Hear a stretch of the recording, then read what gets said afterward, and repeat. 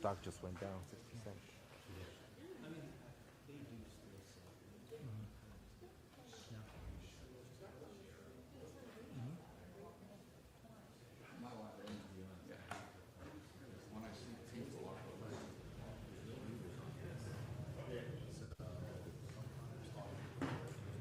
Hopefully it's loud enough for that little thing. Just hear me puffing back here. Yeah. Probably. But thank you.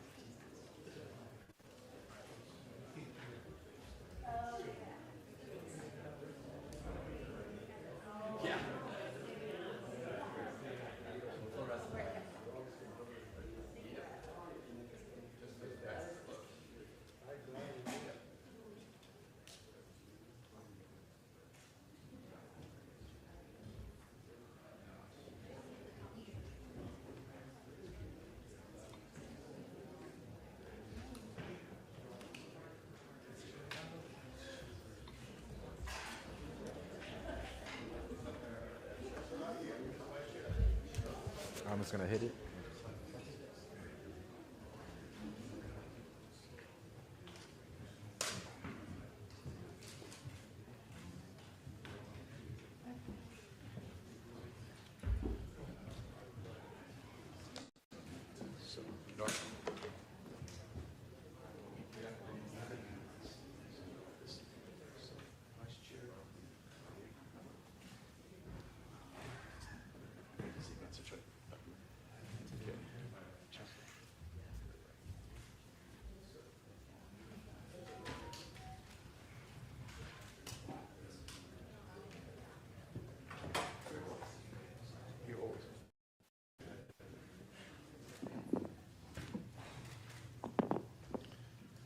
Good afternoon, everyone.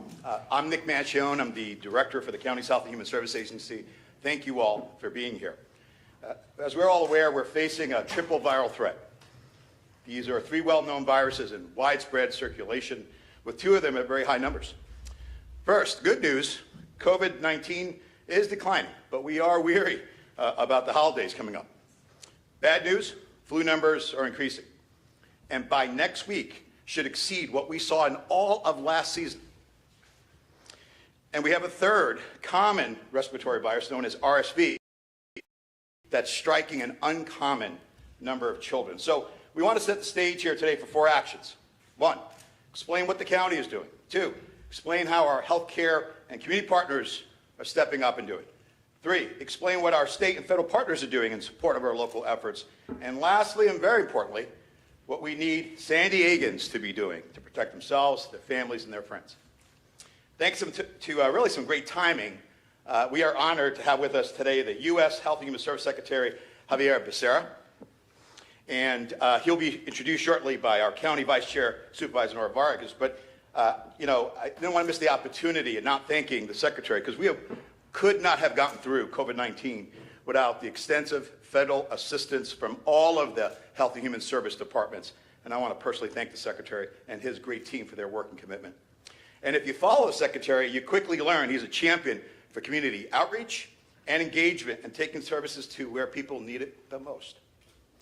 I'd also like to highlight just a few of those efforts in San Diego that relate to our approach to defeating the threat of these 3 viruses.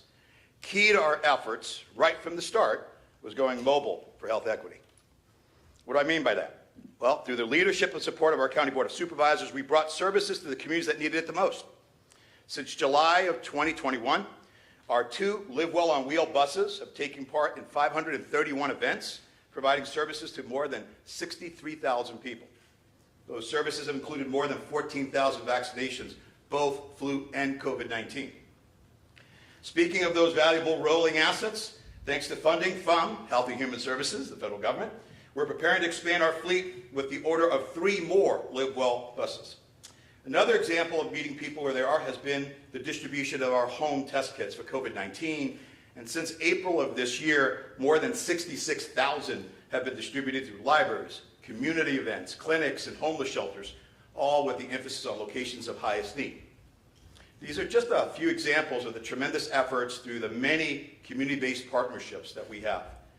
And one of those key partners has been the University of California, San Diego, through their health system and medical school.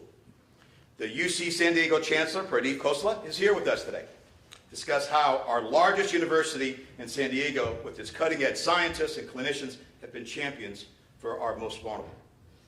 Dr. Wilma Wooten, our county's public health officer, is here, and she will share the local view on what we are seeing on the ground with the triple viral threat and our public health response. Here to talk about our youngest is Dr. Patrick Freyes, a physician himself, first, and then the CEO of Rady Children's Hospital, and a major champion of children's health. Students in San Diego's 42 school districts, representing the second largest school district in the state of California with over 600,000 children, has given us early insight into the spread of these viruses. So here with us is Dr. Paul Gotho, the San Diego County Superintendent of Schools, who will discuss the education experience and response. And we're also joined by Anna Malgoza, the Vice President of Internal Affairs for Syncytial Health, who will share how her federally qualified health center works to educate, vaccinate, and meet the healthcare needs of underserved San Diegans, particularly in South County. Now, in the room with us are some other key leaders who will not be speaking, but I'd be remiss if I didn't mention them because they play a critical role in protecting the public's health. From UC San Diego Health, we have CEO Patty Mason, along with our other hospital system and community clinic leaders, our San Diego County Hospital Association and San Diego County Medical Society. Also, we have the county mighty team from Health and Human Services with Dr. Eric McDonald, our Chief Medical Officer, Dr. Kelly Modadel, our Child Health Officer, and Dr. Seema Saw, our Chief of Epidemiology. And very importantly, I have to make a statement about the incredible committed county team with the Health and Human Service Agency, who are 8,000 strong, and in partnership with our labor unions. And with us today is also Crystal Irving, President of SEIU 221. Thank you. Now with that, I'd like to formally introduce Vice Chair Dora Vargas, a true champion of health equity. In addition to the County Board Chair, Nathan Fletcher, I had the privilege of seeing firsthand Supervisor Vargas day in and day out doing some really amazing work in the community response to COVID-19. And I can verify she is the real deal. With that, Vice Chair Vargas.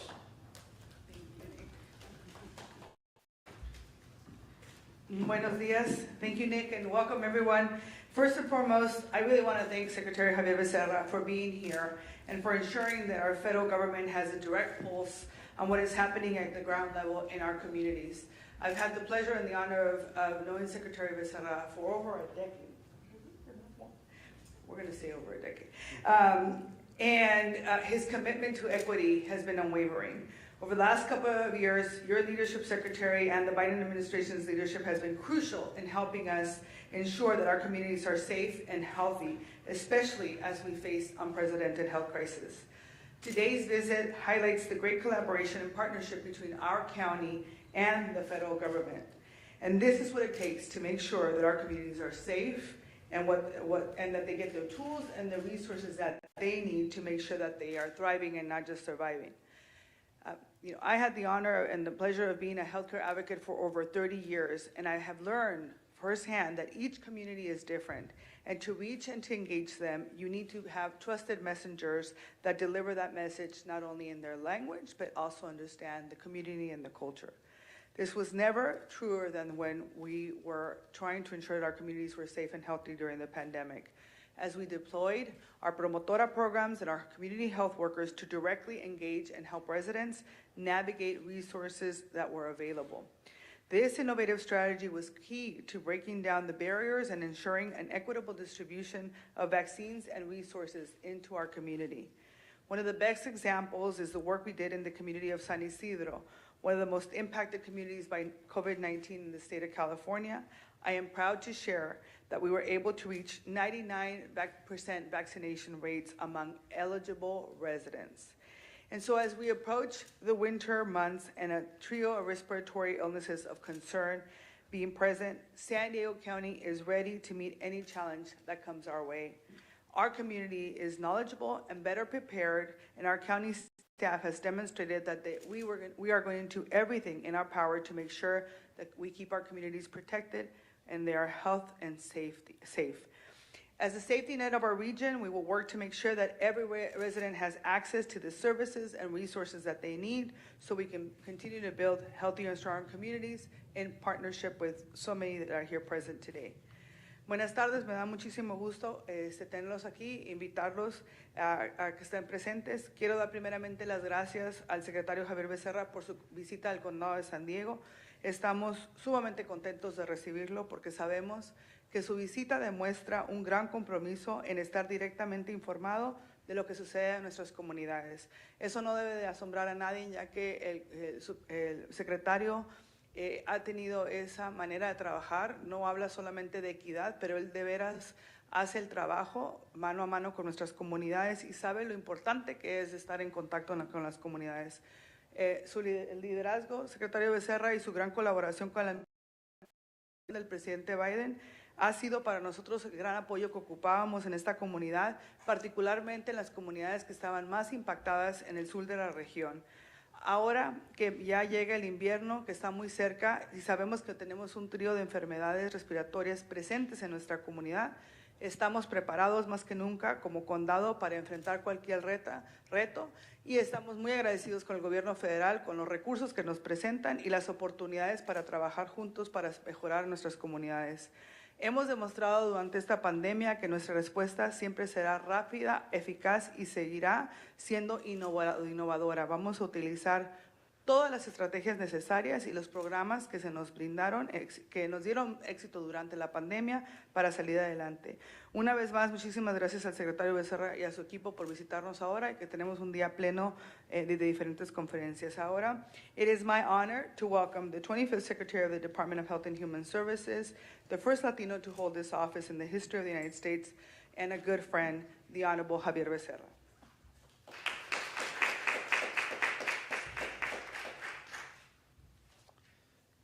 Supervisor Vargas, first to you, Madam Vice Chair, thank you for the invitation to join with you, to all the leaders here in the San Diego County area for the work that you are doing.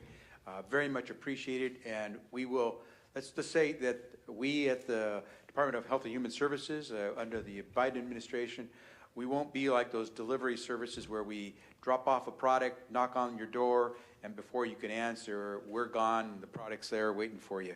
We intend to be there with you all of the steps, every step of the way as you tackle all the challenges that we have. I just came from Orange County, which, as you probably know, has declared a state of public emergency because of the RSV virus. And here's the good news. We know everything it takes to keep us safe during this triple threat. And we also have the tools, the medicines, the know-how to address that triple threat. Here's the challenging news. Will everyone listen? And that's become the issue of our time. If we have Americans today that are dying of COVID, 300 or 400 a day still, we know that they could be alive today. I guarantee you that most every one of those 300 to 400 could still be with us today if they had just followed what we know. Chances are they were not vaccinated or not updated in their vaccines. Chances are they were immunocompromised. We could save lives today. We know how to do that.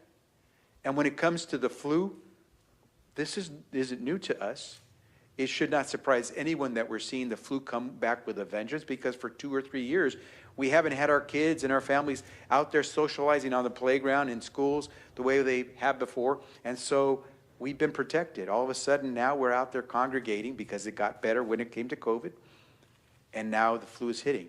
And RSV is not new. There isn't a vaccine for RSV the way there is for the flu or for COVID, but we know what we must do.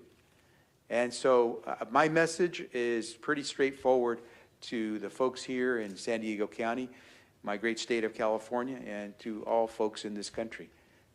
Let's be smart. Don't pay attention to that misinformation, to that disinformation. Talk to those you trust most, your doctor. the people that have guided you through most of your life. And then please, this is a team effort. Help us. Don't let your kids get infected and sick if you don't have to, because you know how to take care of them.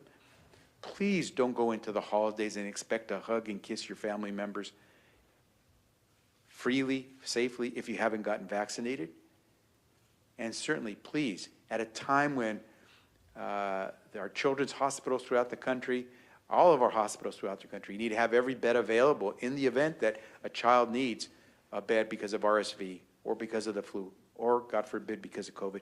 Let's not take up those beds because we didn't do what we could to protect our family members and our loved ones. It's very simple, and I encourage you to do what you can. It is frightening when your child cannot breathe. I say that as the father of 3 daughters. You will do anything you can to keep your child safe and warm. But please recognize that there are some kids who absolutely need to go to the hospital. And there are absolutely things that you can do to prevent your child from being one of those. Help us make sure there's a bed available for your child or for your grandmother during this winter season when we know the virus is hit the hardest. This is a triple threat, whether it's COVID, the flu, or RSV. And the federal government, as I said, is not going to act like a delivery service. President Biden has made it very clear. We will be by your side, however we can, to assist and support your efforts. You just need to let us know, and we will be there. We know what we must do. You know what you must do. Everyone has to play a part, whether you are a physician or whether you are a county public health worker. We know what we have to do, and we can do it together. But if you are a parent, if you're a family member, if you're a community leader, please, you know what you need to do as well to keep us all safe. I will close by simply saying we do this to keep our families safe and healthy. We do this so we can truly celebrate the holidays that are coming up.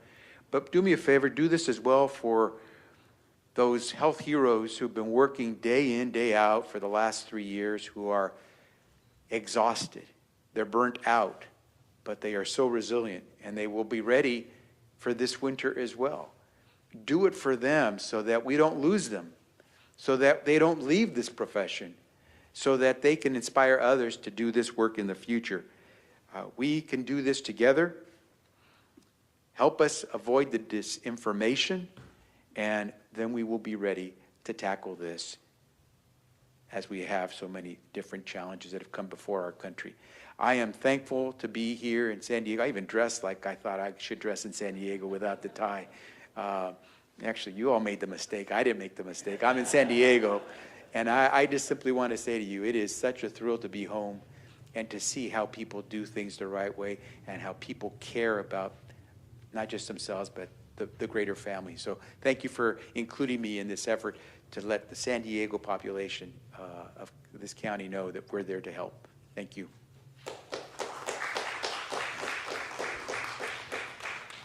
Thank you, Secretary Becerra. Your call to action is spot on, and one that we are in pursuit to do. And thank you, Vice Chair Vargas, for your remarks as well. Now, it's a great pleasure I introduce Chancellor Khosla, who's expanded access to his campus at UC San Diego to underserved populations and strengthen his world-class university relationship with our communities. Chancellor? Thank you, Nick, and thank you, Mr. Secretary, for visiting our great city, our binational city out here. UC San Diego, as you all know, has a long history of working closely with partners around the region, especially on health initiatives and academic initiatives. And because of these long-standing relationships, we were able to quickly mobilize during COVID-19 pandemic. It seems a long time ago. March 2020 was not that too long ago. It was barely like 2 years and 6 months ago. At that time, our experts, including physicians, epidemiologists, disease modelers, researchers, engineers, data scientists, got together literally overnight, and we did 2 things really well. We basically built a strong protocol for keeping our campus safe, working closely with our health system. And then we work together to leverage our medical expertise and new technology and help impact the county of San Diego, working in close collaboration with the county, with the city, and the population of San Diego. So what did we do? We partnered with other experts in the community, and here are some of the amazing things we did. The first vaccination superstation in the state, in partnership with the county, city, Padres, and ACE, the parking garage company, of all places, right? It's purely amazing, truly amazing. The first mobile vaccination clinic to reach San Diego's most fragile and most vulnerable populations towards our borders. In partnership with Google and Apple, we helped roll out California CA Notified across the state, which of course helped with slowing the pandemic down. And we developed wastewater testing, and we tested not just on our campus, but even today, we test Point Loma literally on a daily basis and going forward every other day basis to keep track of the virus counts in the city. We have also developed a test for monkeypox and SARS-CoV-2, and these data that we collect from Point Loma are helping our scientists predict the viral transmissions that we are able to look at. So I want to close by saying UC San Diego Academic Enterprise and UC San Diego Health are strong believers in access. And our access goes throughout the state and broadly defined throughout the country. We want to be the role models. So UC San Diego, more than a third of our incoming students are people of color and first-generation people. For UC San Diego Health, more than 41% of our patients in our health system, or nearly 41%, are Medi-Cal and uninsured patients.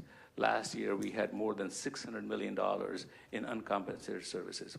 I point this out to basically make the case that we are an institution that believes not just in excellence, but we also believe in access, and we believe in access both to education and to high-quality health care for every person in San Diego County. So thank you very much for being here. I just want to acknowledge my partners here, besides the city county, my colleague, Patty Mason, who's sitting in the audience, our CEO of our health system. So thank you. Thank you, Chancellor, for your great leadership in being a stellar safety net health system for our region. You know, in San Diego, we're fortunate having one of the nation's leaders in public health right here in San Diego, providing the guiding light and voice of truth in navigating the pandemic. And she has done this not just in COVID-19, but over the last 20 plus years. And that is Dr. Wilma Wooten, our County Public Health Officer.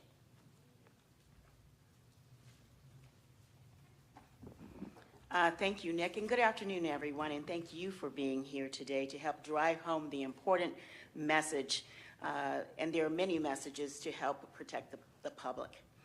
Information, as you know, has been in the news over the past month related to the 3 infections of COVID-19, influenza, and respiratory syncytial virus, or RSV. While COVID-19 is slowly decreasing in terms of cases and hospitalizations, this virus is still circulating in our community.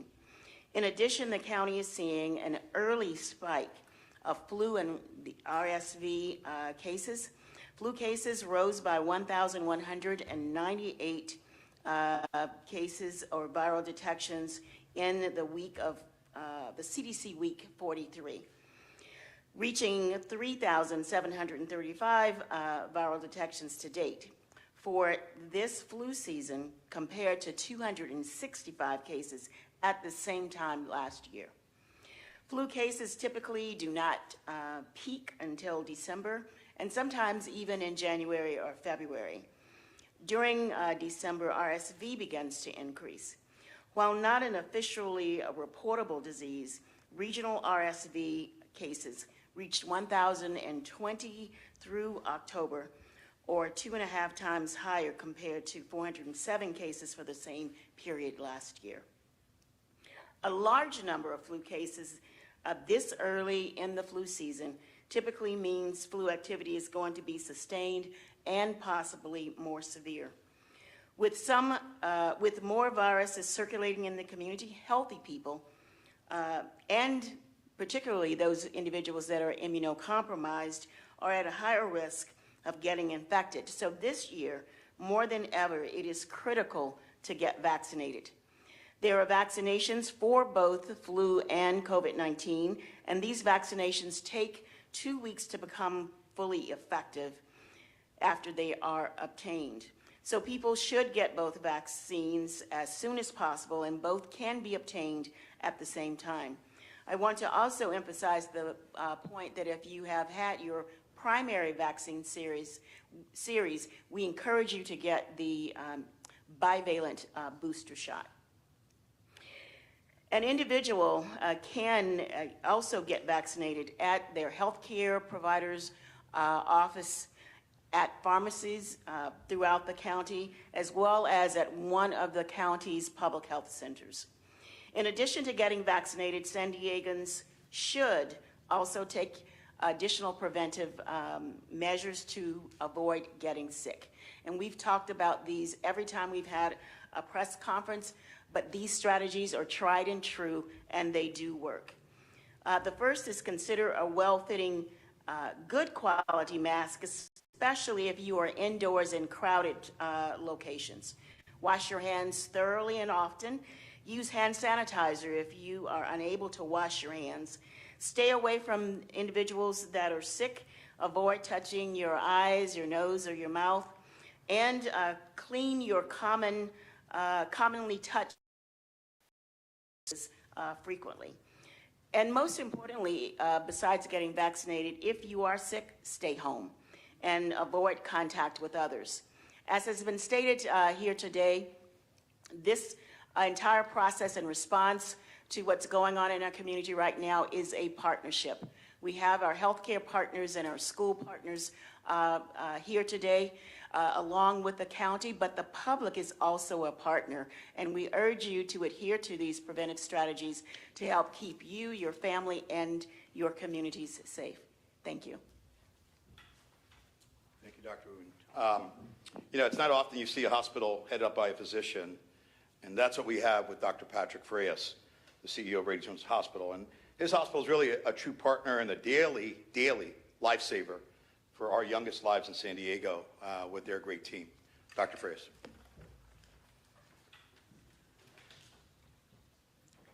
Good afternoon. Thank you, Nick. Thank you, Madam Vice Chair, and thank you, Mr. Secretary. I couldn't agree more with your words.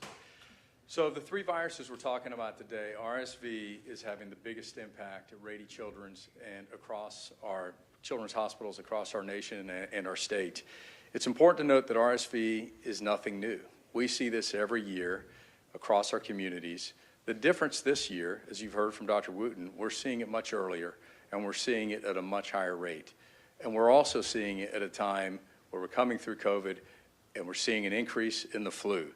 So that confluence is resulting in a significantly higher demand of pediatric cases that are utilizing our emergency rooms, not only here in the children's hospitals, but across all the hospitals in our region and many across the nation. Now, in most children, RSV results in a mild illness, more like the cold. You got low-grade fever, get over it in a few weeks. But in some, particularly in some children that have chronic disease or asthma or other illnesses, it can result in significant illness. And as the Secretary noted, we really need to make sure that the resources that we have are available for those most vulnerable who truly need those resources. So similar to what we saw during the COVID surges, with more illnesses, there's more demand for the healthcare services. And that, in the end, is straining the resources of all of our health systems across the region, from the emergency rooms to the urgent cares and to the clinics. And as you've heard already today, what can you do as our partners in the community? Well, I'd like to offer three, and I think you've heard them already, but I want to reiterate them. First, get yourself and your family vaccinated for COVID and for the flu.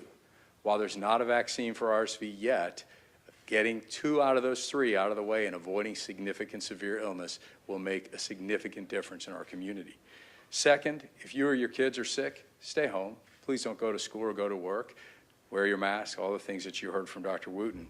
And third, we also want to make sure that you get the right care at the right place at the right time. So please start by speaking with your primary care provider, those that you trust in your community that can help guide you to the right place at the right time. I'd also like to remind families that we have lots of information on RSV and also on where and when to seek care on our website. and I know that all our community health system partners do as well, so please take advantage of those resources available. I encourage everyone to use these resources to make the best decision on when and how to access emergency services. Our health systems are vital to our community, and we want to be sure that the sickest in our community have access to those resources when needed.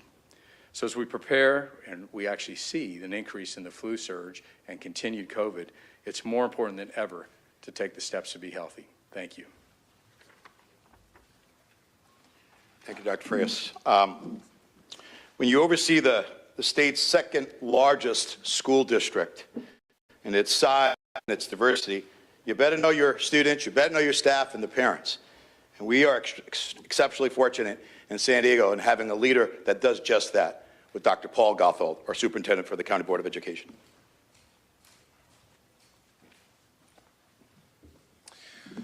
Thank you, Nick. Thank you, Vice Chair Vargas, Secretary Becerra, members of the health community. While we stay vigilant around the 3 viruses that are circulating in our community, it's important that we continue to work together to keep each other healthy. In the case of schools, we have learned many lessons from the height of the pandemic that can support our collective efforts to care for staff, students, and our families.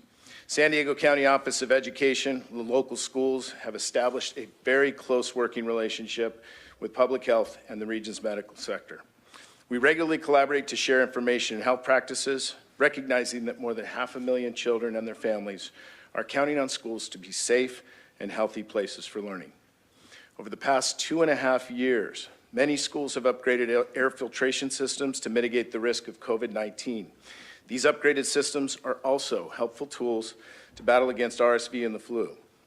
In addition, many of the non-pharmaceutical mitigation efforts that have been mentioned, such as hand washing, covering coughs, staying home with sick, are also being reinforced. These simple but very important practices. And schools continue to clean and sanitize surfaces as part of the broad approach to help stop the spread of viruses. Protecting the health, safety, and well-being of our community remains a top priority for schools and an important prerequisite for students to learn and thrive. One of the good things that came out of the pandemic was how our office and county health are working much more closely together and are better equipped to respond to our school communities when in need. And as a parent myself, I want to reassure the community that we have the resources, collective experience, and by everyone doing their part, we will get through this. And to reiterate what was said earlier by the Chancellor in our partnership with County Health Board of Supervisors, UC San Diego Health, astounding when we got into the pandemic and the vaccine became available for COVID, we were able to offer 88,000 school employees an appointment to get that vaccination within 10 days. That confluence of effort and coordination speaks to the relationships, the partnerships of this region and the can-do spirit of San Diego. I know this is remarkable because my colleagues in the rest of the state were green with envy. So in appreciation for the Secretary's support, our Board of Supervisors, thank you. We'll do whatever it takes to keep our kids and families safe. Thank you, Dr. Gothold. You know, the old YMCA adage that strong minds, strong bodies is a single thing, holistic. And we're fortunate that Dr. Gothold and his whole team is not only educating our students, but keeping them safe and healthy. In a diverse county, larger than actually some states, I think we'd be like the 22nd state if we were a state of San Diego. You need partners who have earned the community trust and demonstrate fierce commitment to health equity. And that's what we have with syncytial Health and our other federally qualified health centers. And we're very fortunate today to have with us from syncytial Health, Vice President Anna Malgoza. Thank you so much, Nick, Vice Chair Vargas, Secretary, and my colleagues, thank you so much. So the South County is a very, as Nick mentioned, very high density, very wonderful community to live in. San Isidro Health has been the medical trusted provider of care for the last 53 years. Our goal really is to improve the health and well-being of the communities we serve with access for all. And many of our communities, for the longest time, continue to really struggle when it comes to taking care of their health because of many different factors. But I'm here today to say that our work can be done without our partnership with the county in vaccine outreach, education, combating misinformation, and vaccinating many of our hardworking families in our urban and rural communities. We heard time and time again, I held out on getting the vaccine until I spoke to you, and you were able to explain to me what COVID or the flu would do to my health and my underlying conditions. We also offered a testing and vaccination with care campaign where we worked to establish a long-term relationship with community members who had none before the pandemic, and as a result, delayed in getting life-saving care. For us, one preventable death was still too many, and at the early stages, too many of our community members were dying because of COVID. It's this trust and the partnership with the county in supplying tests, timely test results, vaccines, boosters, monoclonal antibody treatment, and all the additional resources which allowed us to work with our patients and our hard-to-reach families. Collectively, as Vice Chair Vargas pointed out, we went from the highest infected areas in the county to the highest vaccinated areas and turned the hospitalization and the death rate down substantially. For that, we thank our Board of Supervisors, our Vice Chair Nora Vargas, county staff, and the critical support and leadership of state and federal health officials. Your equitable response and investment to our needs turned the pandemic tide and saved many lives. We appreciate this vital partnership, and we continue to combat COVID, its new strains, and now the rising cases of RSV and the flu. In fact, we invite you to our Super Saturday flu vaccination and mini resource fair this Saturday, November 5th from 8 a.m. to 12 p.m. at our clinic locations in San Ysidro and Chula Vista. Free vaccines will be available for adults and children 6 months and up. We will also offer no appointment walk-in services, including immunizations, lab services, dental, HIV testing, blood pressure checks, women's health, and so much more. You don't want to miss out on family time this holiday season. Get vaccinated and let's stay protected together. We have the tools and the resources to have succeeded before, and every expectation we will in the future. It's not so much that sí se puede, because we know we did. Now it's como se puede. This is how. Get vaccinated. Thank you. Thank you, Anna. That's incredible, the work that you do and what you're providing for the community. Look, this is wrapping up, and I think it's been evident, right, from our Secretary Becerra to our Vice Chair to our state university, our hospitals, schools, and clinics, that our community in San Diego is coming together for the public good. But we need the public piece to help us. And as it's been pleaded with, and I appreciate the media being here, we need to get the word out to educate and vaccinate. It is really our way. It's the best holiday gift you can give if you love someone, to yourself and to our community. So thank you all for being here. This concludes our event, and our speakers will be available for any one-on-one momentarily. But first, please give us a moment. We'll take some photos, and then we'll be available for any of the speakers. Thank you all.